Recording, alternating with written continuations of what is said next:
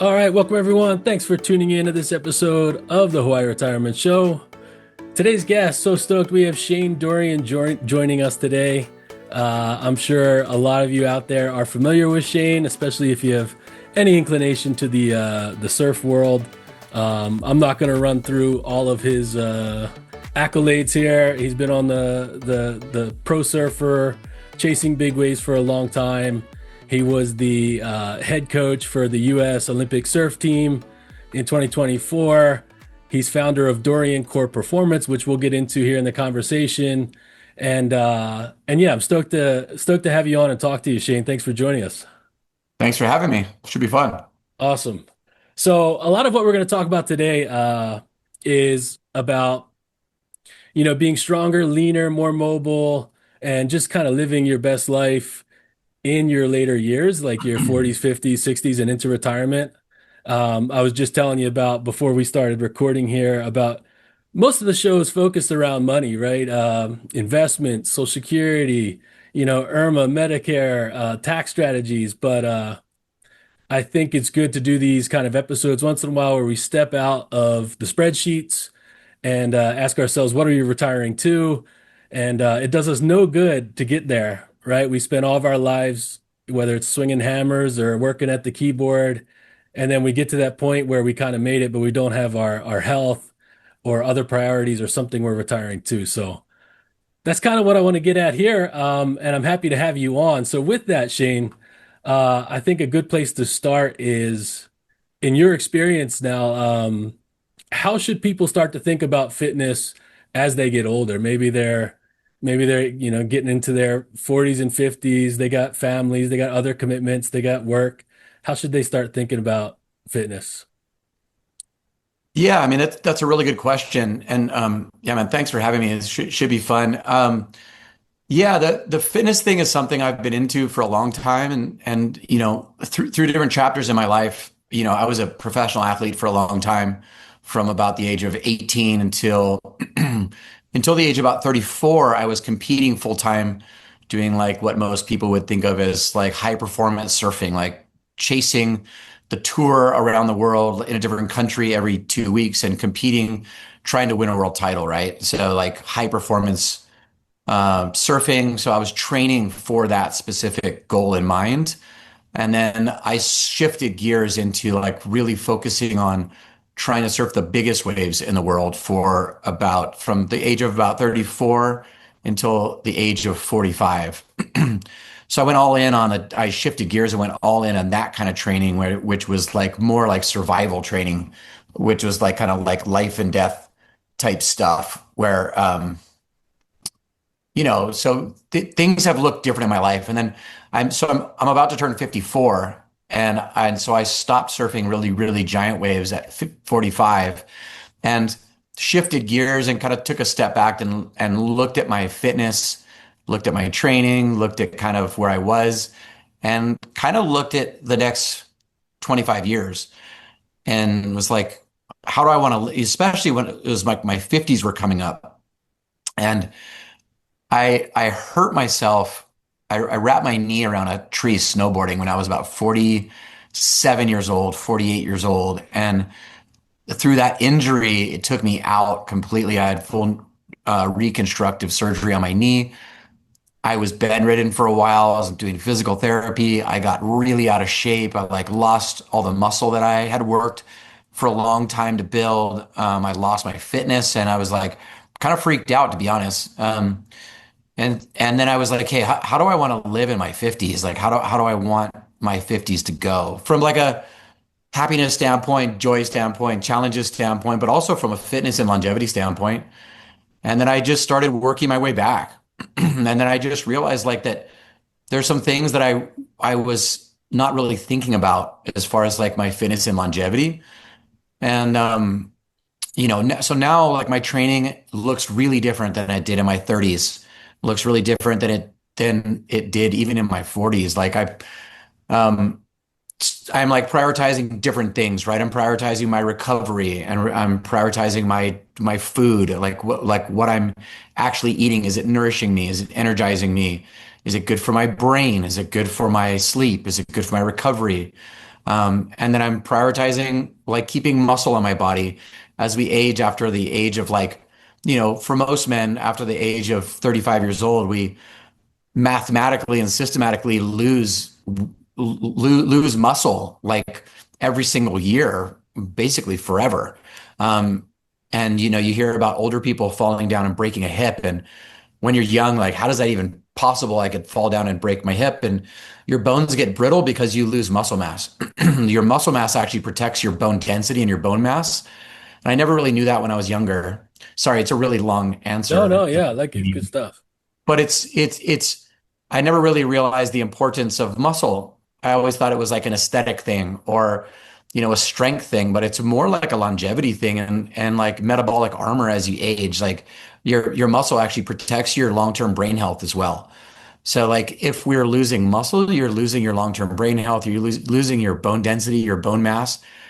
And so now I'm training with those things in mind, right? I'm really worried about not worried, but I want to prioritize trying to keep my brain healthy as long as I possibly can. I want to try to, do all the things I can do to that are in my power to make sure that I don't get early onset dementia and Alzheimer's, like things like that. And it's actually pretty easy to not get brittle bones. All you got to do is do some strength training and eat some protein. You know what I mean? It's pretty simple stuff. So anyway, so that's kind of how I'm looking at my longevity is more like I'm almost 54. I see the next like 20 to 25 years as like those years I want to be doing all the things I love to do as much as possible so I don't regret anything. And Right. so my fitness is all about that.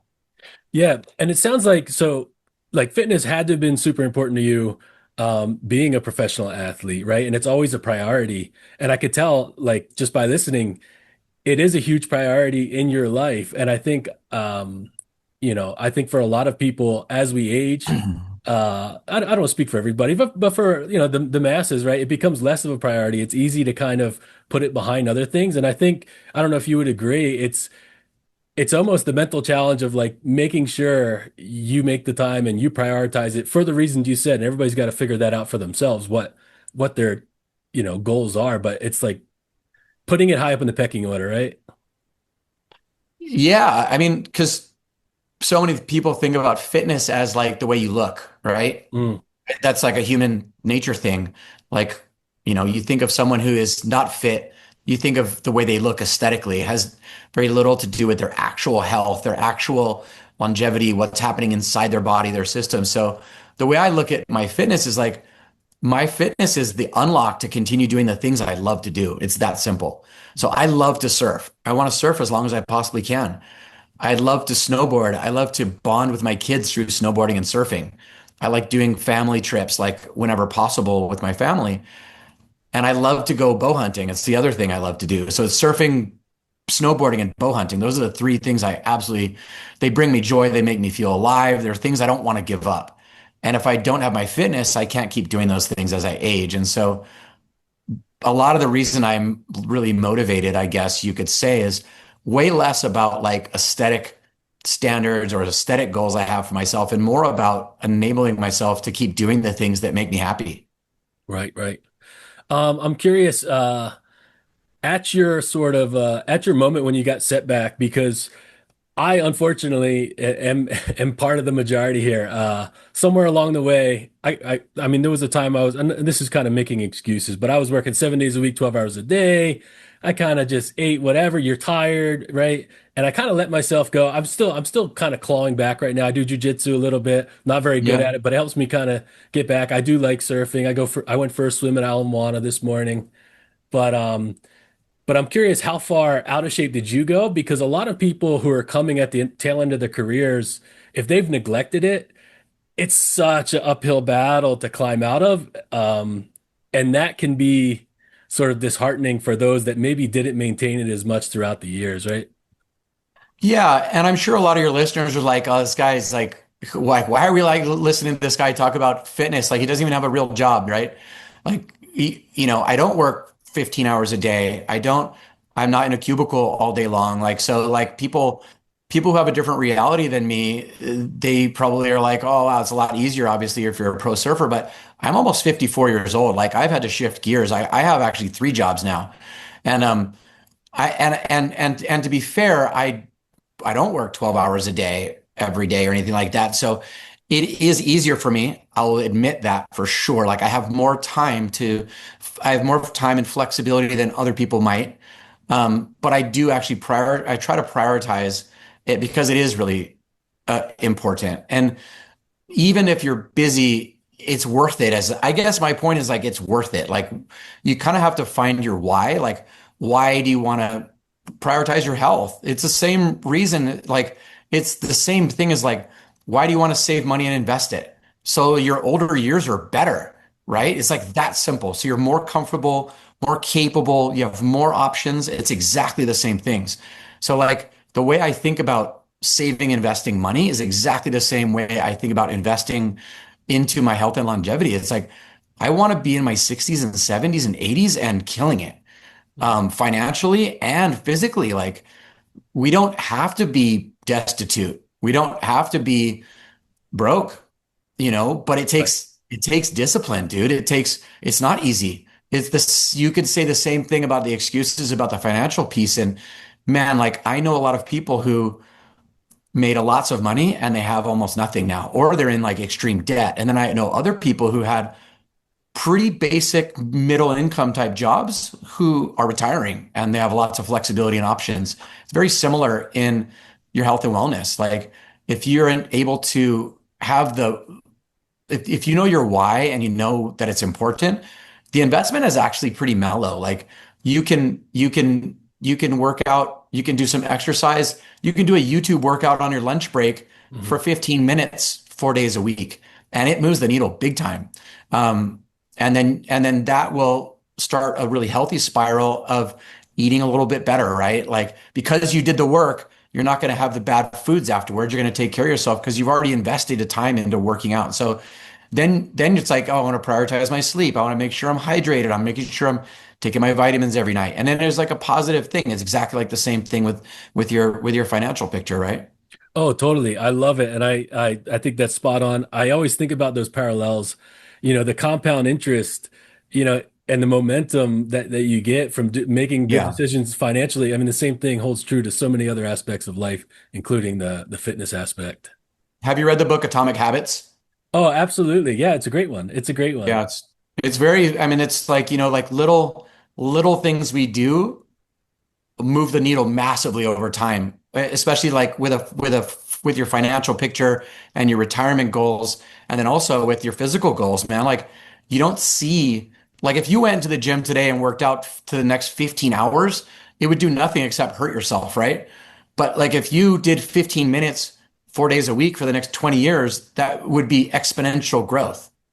Yeah, it's the delayed gratification and it's the Yeah. expectations going in, I think is tough because if I'm a little bit out of shape and I get out there and I run, mentally I'm tired, physically I'm tired, and I don't see any results, right? But it's Yeah. that consistency, right? Yeah, and it's a lot of like it's very similar. It's funny, like there's a lot of similarities between financial health and physical health. It's a lot of things that don't seem like they're moving the needle in real time, and it's that delayed gratification, like you said, and it's a lot of like boring decisions made over and over and over, and they 100%. compound rapidly. Yeah, 100%. I love it. Okay, so let's talk about Dorian Core Performance. Uh, uh, there's a website out there. I'll put a link to it in the show notes. Uh, I love the idea here. I'm interested to get your take on why you started the program, what the question, the problem you're trying to solve and help people. But one thing I want to highlight that I actually absolutely love is you wrote on there, I looked at the website, it says, this is not a program, no templates, no group calls, no app, one coach, one client, complete attention. And I love that because the same thing with again, I think we're going to be drawing these parallels throughout the conversation with personal finance and fitness, but personal finance is oftentimes more personal than it is finance, right? Yeah. And so is fitness. Like there's rules of thumbs, there's templates and cookie cutter boilerplate things, but everybody has their strengths and weaknesses and their goals that they're striving to and their own capacities, own capabilities. And I kind of love that you put that in to the program. So yeah, if you want to just tell us a little about Dorian Core Performance. Yeah, so man, this is so new to me that I don't even know how to answer that question. I do, but it might not be the greatest answer. But so basically, like I've been a pro surfer since I was 18, and somehow I'm still kind of a pro surfer to this day. I still have brand partnerships. I'm still a brand ambassador for multiple companies. So I'm still surfing a lot. I'm leaving to go to Indonesia on Wednesday. I'll be there for a month and a half, and I'll be creating content about pro surfing and stuff like that. So I'm still actively pro surfing, even though that part of my life has decreased slightly. I'm not serving any contests. I have less, like deliverables, less requirements, less responsibilities for pro surfing. It's much more like relaxed on my end, I guess I should say. But so I'm still doing that. And then I moved into coaching maybe like 7 or 8 years ago, started coaching elite athletes, like elite pro surfers for competitions. And then that led me to being a coach for the Olympics. I was the head coach for the U.S. Olympic surf team. And then I kind of fell in love with coaching. And then I was like, man, this is like, it's weird. Like I have all this narrow focused expertise in surfing. And then now I know how to coach people. And I've been super into fitness for a long time. And all three of those things to me don't feel like there's any value other than in my head, like I'm providing value. It didn't seem like it was leading anywhere, right? Like I wasn't like strategizing my next move or anything like that. I honestly, to be quite honest with you, I always thought I would be retired at this age.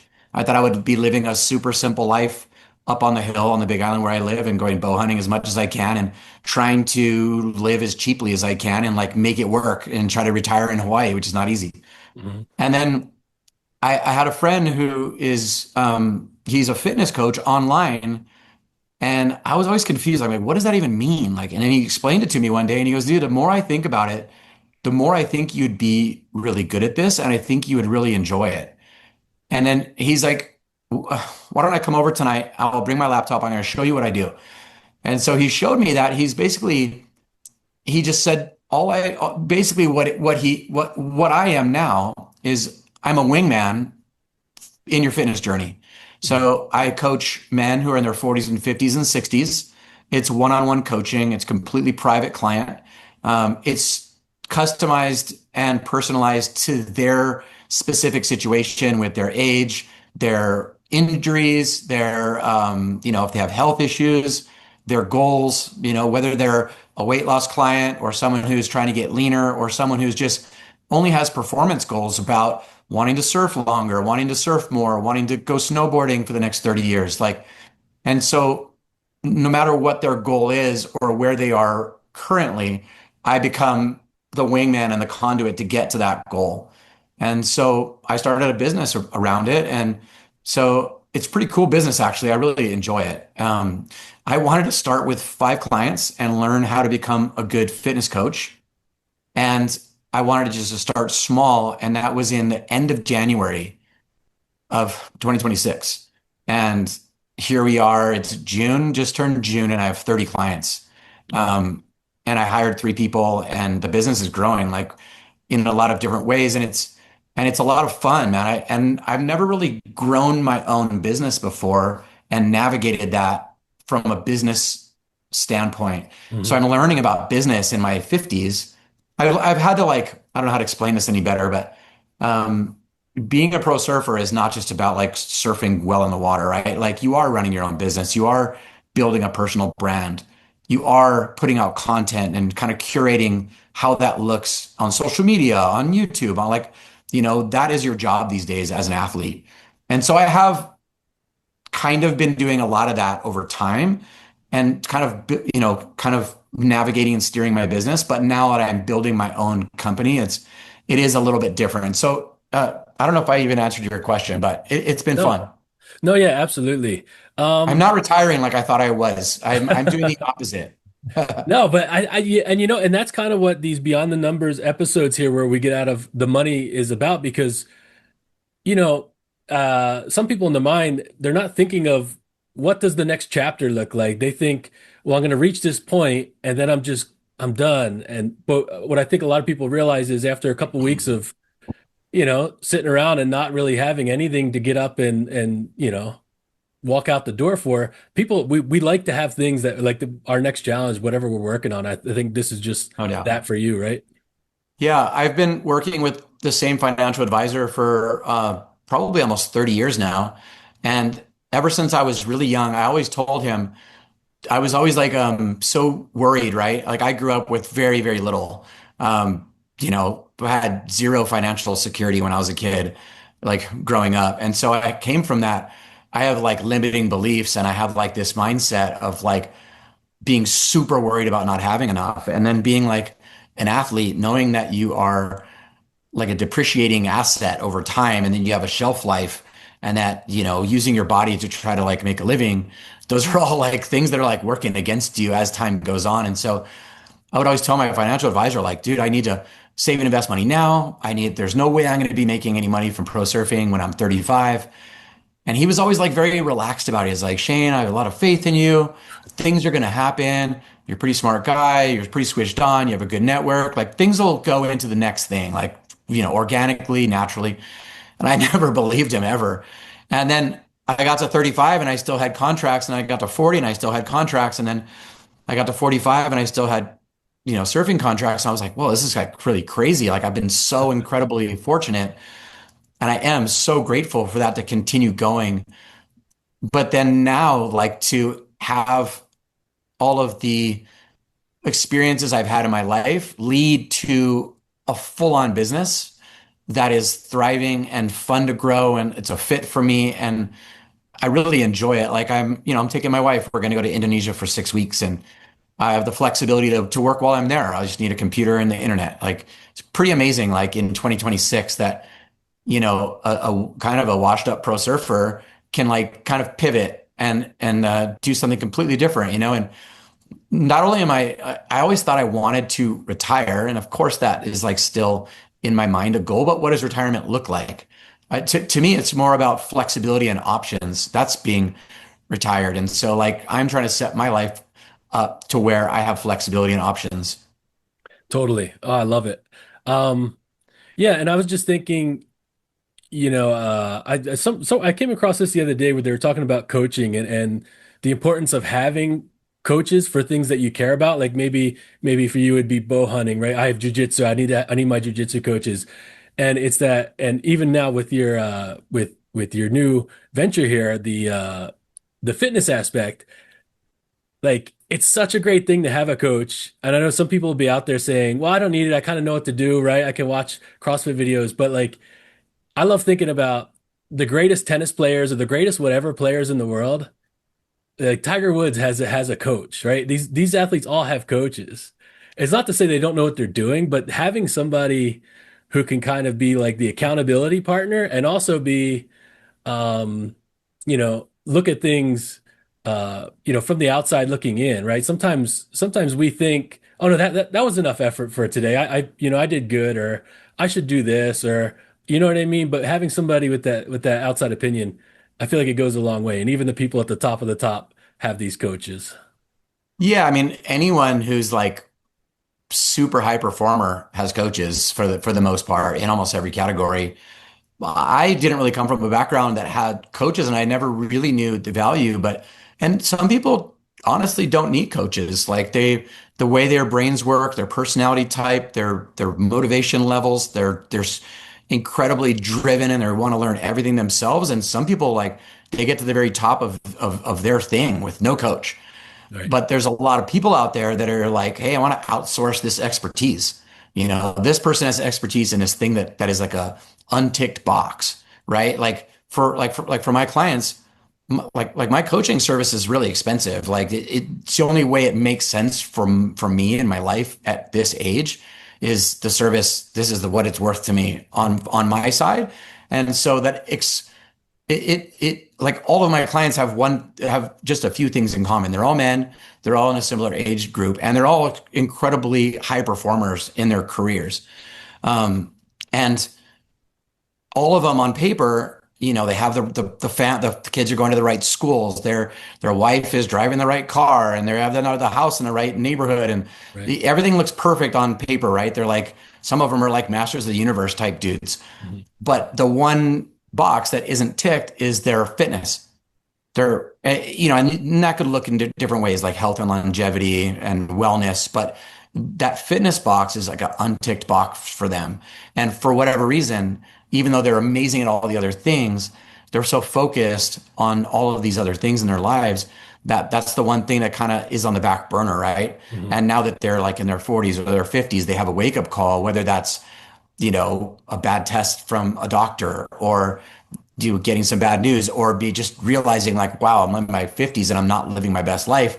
All these other things are kind of like exactly how I want, but I'm 40 pounds overweight or I'm not like doing as well as I should be and like taking care of myself for the future.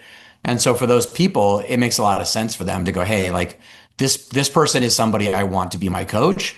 He's going to provide accountability. He's going to provide a structured plan, and I'm going to get it in gear, you know? Right, right. No, no, that's a great framing, a great point. And again, drawing parallels to the financial space. Um, there's a lot of do-it-yourselfers out there who just love it. They love reading all the books and doing all this. Yeah, And there's a lot of people also, I mean, there's the whole spectrum, everybody in between, but there's a lot of people who just want to outsource it, right? Like, hey, you keep up on the legislation, the tax law, you keep up on, you know what I mean? And I'm going to focus on other things. Like there's that whole spectrum of totally. how you want to be involved. Um, okay, let's talk about we'll get into some more specific things. I mean, speaking generally, but you had I saw on the website this prime method, power, recovery, intelligence, mobility, and endurance. And I just want to touch on each of those briefly here. So power. Why is power important for people over the 40s and 50s? Some people might think intuitively, well, I'm older now. I don't need the power, right? I just need to, and maybe I need some cardio and just like the power sounds like it's high level exertion. Maybe, maybe too much for me because I'm older. But if you want to explain like kind of what power is, how you view it, and how it fits in. Well, it fits in because of what we spoke about earlier with like, you know, over time, you will lose muscle mass unless you do something about it. And your muscle is tied to all these other longevity markers in your body as you age, including your brain, which is like incredibly important to all of us. I mean, I want my brain function and my mental clarity to last as long as humanly possible, right? And my muscle is tied to that. And so you're not going to be retaining and or building muscle as we age in our 40s and 50s and 60s and beyond unless you're doing strength training. So that's what the power is about. Gotcha. Okay, and then recovery. And this is a huge one, especially like we can get away with less sleep when we're in our 20s. We can get away with, I'll wake up and do it again. I feel great, I eat whatever in your 20s. But recovery seems like it's obviously more important as we age. But I think too that like as I talk about some of this stuff, it can also be used as a crutch, right? So you're always walking that line between like, wait, how much recovery do you need? And are you just kind of sandbagging it here? But you have to be strategic and not, not completely throw it out and say you don't need recovery, right? Yeah, that's really, I mean, there's a lot to it there, but it's just really understanding the science about how your body recovers and how much rest you really need. It's just that simple. Hmm. Like a lot of people, there's a when you're like you said, like when you're in your 20s, you can sleep 4 hours a night and you can function really high all day long. Your mental clarity's still there. You have energy. You don't feel like you're suffering at all. But scientifically speaking, that's actually horrible for you long term. Even though you can get away with very little sleep, you don't see the cracks forming.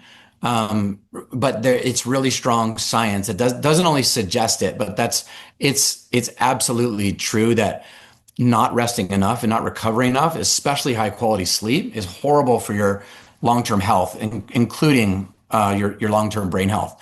So recovery is more about like making sure you're getting adequate high quality sleep. And then also for those who are training to, when I was, I get like really, I'm like a type A person, right? So I'm like, oh, if exercise is good, then exercising 7 days a week is even better. If exercising one day is good, exercising twice a day is better. Like Yeah. those things aren't true. So like understanding the science, understanding the way our body is optimized, understanding how much rest is necessary between training, understanding how nutrition plays a huge factor. Like all those things are kind of under recovery for me. Because and then the other thing that's really interesting to point out is, when you're going in the gym and you're putting in all the work, you're not building any muscle in the gym.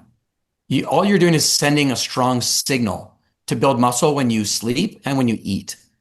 So it's super important to realize that that's when all the gains are made is when you're sleeping and when you're eating good food. So the in the gym part is only a strong signal. Gotcha. And then the recovery kind of ties into the intelligence part of the prime method here, which is just being smart about your training system. But I'm curious with you, if you know you're going to be going on this a big surf trip coming up, and you're going to be, you know, surfing as much as you can. How do you recover prior, or how do you like treat your training prior to and after, would you say? Well, that's a good question. Surf conditioning is completely different than being in shape. Hmm, Like being in surf shape and being in shape you can be super in shape. Like you could be like a specimen and be like, whoa, that guy's in crazy shape. And then you throw him out in the ocean and he's like nearly drowning and not in surf shape at all. There's a totally different cardio capacity that is necessary for like surfing at a high level. Like when I go to Indonesia, even at the age of 54, I want to be surfing twice a day, 2 hours each time. I want my back not to hurt. I want to be able to feel like I'm not drowning when the waves get big. I want to be able to take a bad wipe out and like come up just fine. I don't want my wife to be worrying about me on the beach when the waves are big. Like all that is like surf conditioning. So even though where I live in Kona, a lot of times the waves are really small in the summertime. So like leading up to that trip, it could be like flat for 6 weeks. But I'm going to get in really good surf condition by doing surf specific training and like surf centric surf conditioning in the gym leading up to that. So like when I do go on a surf trip, I can hit the ground running. gotcha, gotcha. No, that makes sense. Yeah, and I'm a firm believer in sport specific training. Like you said, I always think because I do jujitsu again, not very well. I don't want to come off as a high level jujitsu guy. I do it, I learn, right? But I think it's so funny because yeah, I mean I see guys come into the gym and like you said, they could be in great shape, but it's a it's a different type of fitness level, right? Like you can do a bunch of push-ups or Yeah. squats or whatever, but then when you start wrestling with somebody, these guys get gassed so quick because they don't Yep. like yeah, it's interesting. How about mobility? And this is a huge one, especially since we're talking about as we age, right? Um, if you don't use it and move in these different ways, you kind of tighten up and you lose the mobility. And I think I'd love to get your thoughts on this. A lot of injuries, I don't know, you would know better than I do. They might stem from like lifting something or an awkward movement, but maybe it was kind of driven from a mobility problem more than a strength problem, right? Yeah, for sure. And I think there's a lot of examples of that in jujitsu, right? Like if you have great mobility in your ankles, in your shoulders, in your clavicle, like in your Right. upper body when someone gets you in a hold or whatever, you have more range of motion before something goes wrong. And that's another thing where I think we take it for granted, just human nature. Like when you're in your 20s, you can drink a 12 pack of beer and eat a bunch of Twinkies and never gain weight, right? Like you can just get away with everything when you're in your 20s and your 30s. And then as you get a little bit older, it takes work. The fitness takes work. Like the conditioning takes work. And then for sure the mobility takes work. Like when you're younger, you're just have better mobility. You're like younger, you're still kind of like a kid. But as you get older and it creeps up, so you don't even notice it, but all of a sudden you're like, don't have good mobility, don't have good range of motion. You're like when you do a squat, your ankles come up from the ground, like your heels come up from the ground, like you don't have ankle mobility, you don't have shoulder mobility, you don't have knee mobility, like your hips, like those things take work, but it doesn't take that much work. It's like a little bit of time, a few times a week, and you can like increase your mobility exponentially over time. And like, I always say that like and this is definitely not a buzzword. This is the real deal. Like I want to get really old. Like when people say, "Oh, I can't believe how old I'm getting." Dude, like that's a privilege, man. Like not everybody is guaranteed to get old. Like I have so many friends that passed away in their 30s and their 40s and their 50s and they're not here anymore. Like I want to get really old.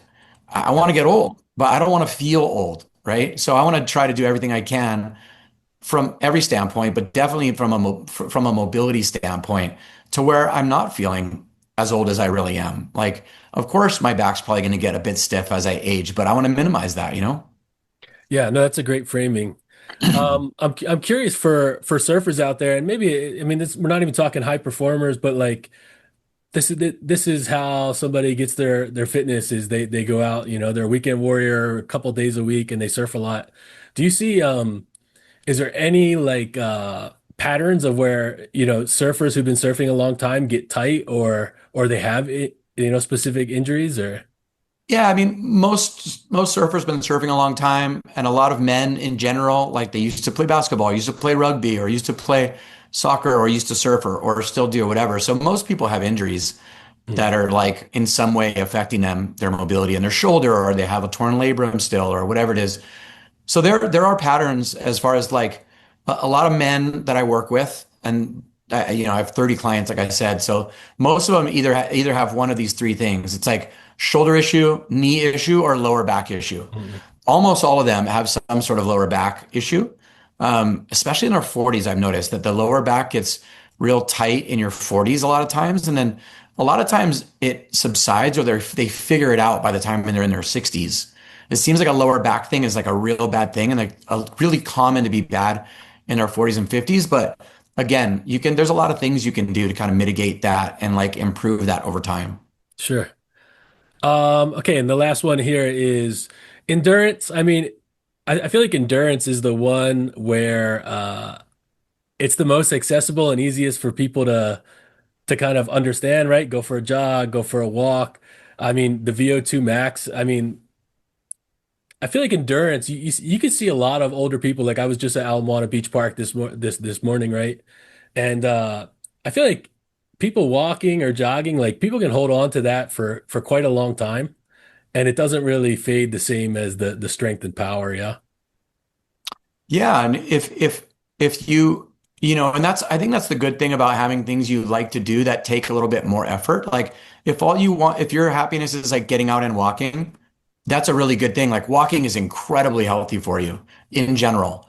Like it's good for like everything. But you don't need a lot of muscle mass to walk. And so it's a little bit misleading that it's ticking all the boxes, right? You're like, well, I walk, an hour a day every day. Mm, So you think you're just covered for your health, where like your bones still will get brittle. They still will lose bone density and bone mass if you're walking a lot. You still need to be doing strength training, which is different than walking.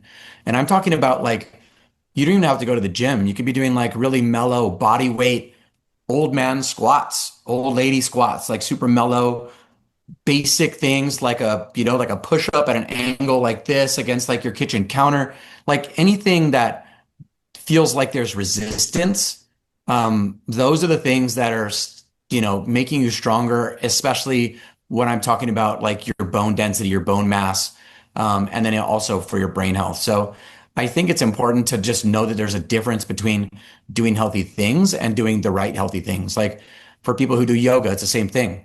mm. Yoga is incredibly healthy for you, but it doesn't tick all the boxes, but you don't have to do an hour and a half of workouts every day to do strength training. You can do a 15-minute strength training thing and then do some mobility and you're like dialed. Like you have your mobility, you have your strength training. It can be very short. You can do a 10 or 12 or 15-minute workout with some basic dumbbells in your office or home in the morning before you leave or whatever for 10, 15 minutes. And actually like it can really move the needle. Yeah. Yeah, I love it. I'm curious, uh, personally. How did you like when you're training and you're surfing these big waves? What is the best way for a surfer to build up his stamina? Is it just more time in the water surfing, or do you do stuff like prone paddleboarding and like just swimming, or what kind of stuff have you done in the past to get that endurance to stay out for a long session, big waves? You know, it's just going to take a lot. That's a good question. I mean, it really depends on the person's, like if I was coaching a client and they asked me that, and I would the number one thing I would look at is their schedule. What I try to do is remove friction between a person's goal which in this case would be, surfing endurance and surfing conditioning and where they are now. Like, what does that look like? What are all the little hurdles and friction between them where they are now and getting in that great shape?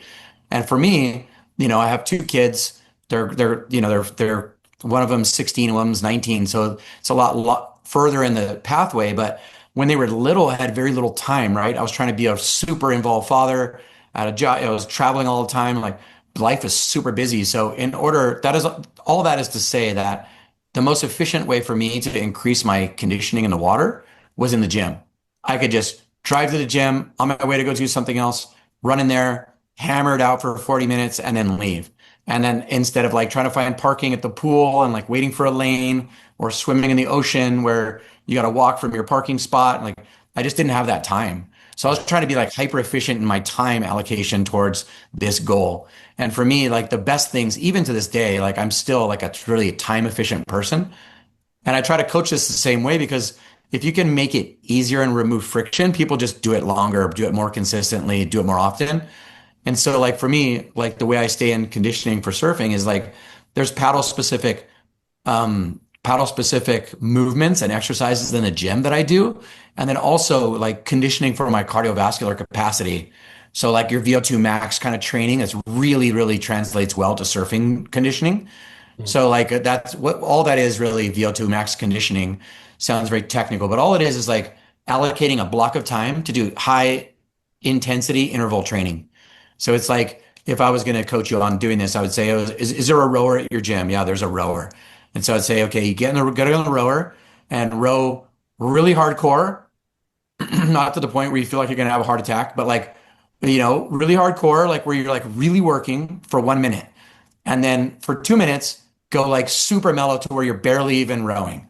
There's like almost no resistance. And then after those 2 mellow minutes, hit it super hard for another minute and do that for 5 rounds. So there's 5 hardcore intense minutes and then 2 minutes in between of essentially like activated rest where you're just still rowing or on a treadmill, you're walking really slow for 2 minutes and then you're running really fast for 1 minute. It's the same thing. It's like a high intensity interval with a low intensity interval in between. And then that really builds your cardio capacity for any sport. Yeah, I love that. And then when you use the word intensity, like I think about it, sometimes I'll have conversations with people in passing or clients or whatever, and they'll say either they'll say, "Oh, it's not a lot of money," or they'll say, "Oh, it's a lot of money." And I'm always thinking, well, that's completely subjective, right? And the same thing is true with intensity for an individual is like what is intensity for somebody else, might be somebody else's warm up, but it's just finding what that is. And it's balancing that level of like, again, not sandbagging it, but also you're not in your 20s, so you don't want to redline the thing either, right? Totally. And it's relative. It's relative to your to number one, to your level of your cardio. If you're just coming off the couch or you've been in an office for 30 years and you haven't trained since you're in your 20s, whatever, and you're in your 50s, then yeah, by all means, like that working hard is relative, right? It's like when I tell my clients this, when I program VO2 max workouts for them, and to be clear, this is not something you do every day. This is something I do once every 7 to 10 days. I do this kind of workout, like a high intensity workout. They suck. They're not that fun at all. It takes a lot of energy, even though it's like not a long duration workout.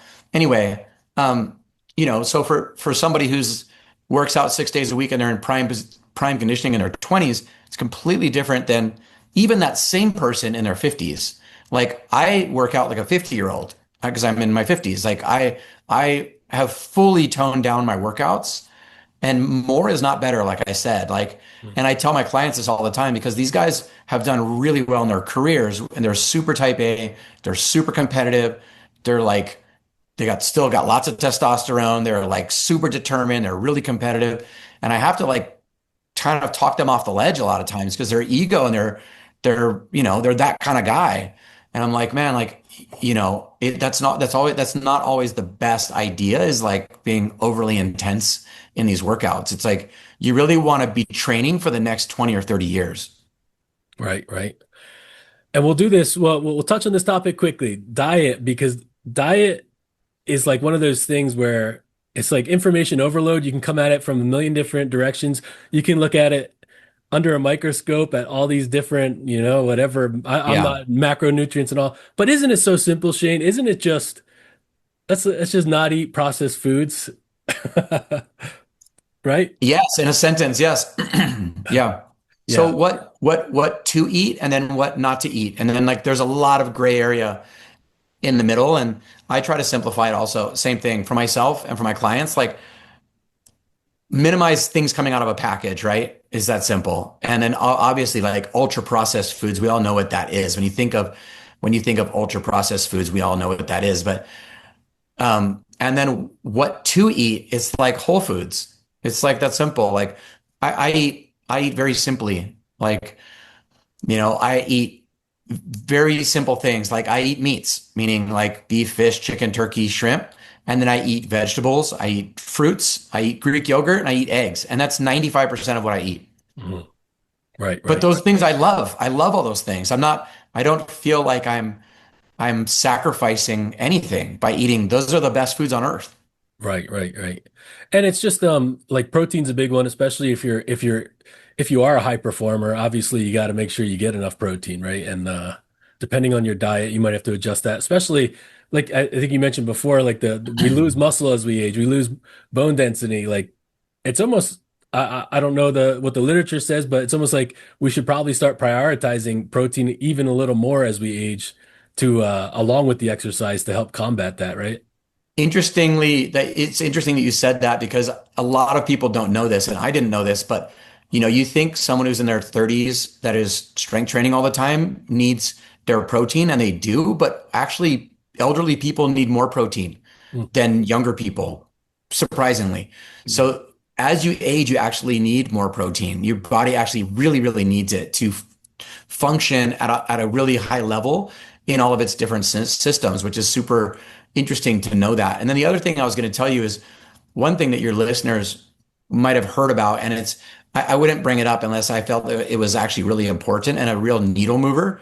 But the most widely studied supplement in history is a supplement called creatine that like a lot of when I was in my 20s, people would take it and I thought it was like people trying to get jacked in the gym, like buffer than before. And the kind of musclehead, meathead dudes were all on creatine when I was a kid. And I thought it was like some anabolic thing, right? And all creatine is it is an amino acid that is found in some types of meat, but you don't get it in adequate amounts to move the needle in our bodies. And so when you supplement with creatine, it is good for your muscle recovery, and a lot of people still take it for that. But now the newer scientific data is showing that it's incredibly helpful for your long-term brain health.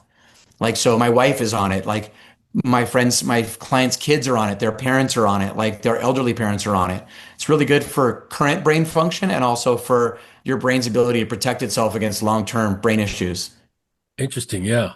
Yeah. I grew Super up. cheap and it's Yeah. really inexpensive. Interesting. Yeah. Yeah. I grew up like you. The only people doing creatine were the guys who were trying to, pump iron at the gym and get completely Yeah. bodybuildered out. But yeah, that is interesting. Um, okay. So let's say somebody's out there, they just listen to this and they're like, okay, I want to start doing something. I'm gonna start taking this seriously.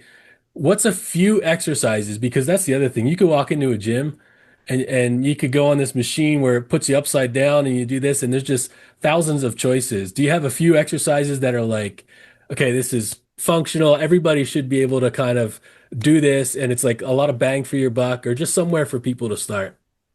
Yeah, it's hard to answer that question, right? Because everybody's different. Everybody's starting from a different starting point, but in general, I would say again, like try to remove the friction. Like if you hate gyms, don't join a gym. Like if you hate the idea of being around other people if that gives you anxiety or you're a germaphobe or you just hate the thought of gyms, then don't force yourself to join a gym.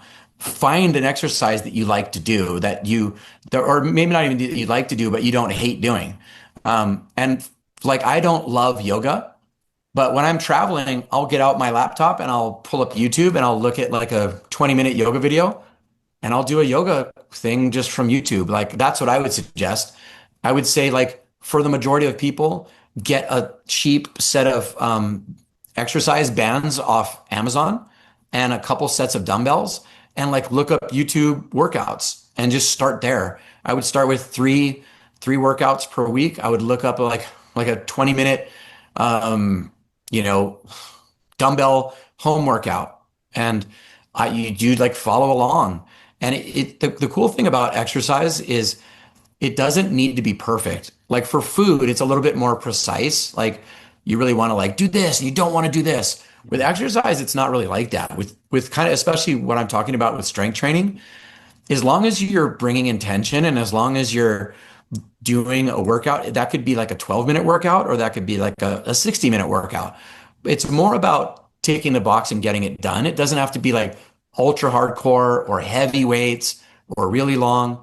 It can just be I did my 3 sets of body weight squats, as much as I did it until it got really hard. I did that 3 times. And then I did 3 sets of like crunches and I did 3 sets of plank.